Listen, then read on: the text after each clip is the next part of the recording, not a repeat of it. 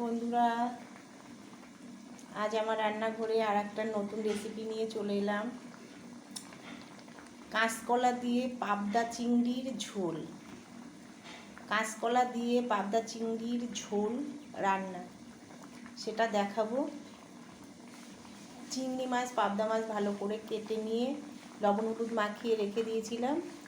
আর এদিকে আলাদা করে কাঁচকলা কাটা ছিল, কাঁচকলা আলু সেইগুলো কাটা ছিল। পাবদা চিংড়ি ভালো করে ভেজে নিয়ে ঝাল সর্ষে মিক্সারে দিয়ে মিক্স করে নিয়ে সেগুলো রেখে দিয়েছিলাম।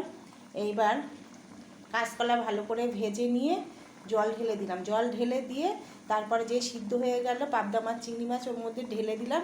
ঢেলে দিয়ে ঝাল সর্ষে বাটা দিয়ে ফুটে উঠলে গামাখা গামাখা করে নামিয়ে ফেলবো। এই যে এবার সেটা নামিয়ে ফেলবো। এই যে দেখুন বন্ধুরা,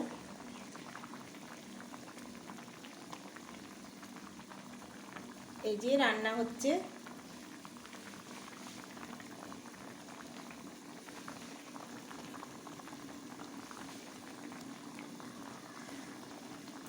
এটা হচ্ছে পাবদা চিংড়ি দিয়ে কাঁচকলা দিয়ে গামাখা গামাখা ঝোল। এইরকম করে বন্ধুরা আপনারা করে দেখবেন বাড়িতে, আর গরম ভাতের সাথে খাবেন, খুব সুন্দর লাগবে, খুব সুন্দর লাগবে খেতে।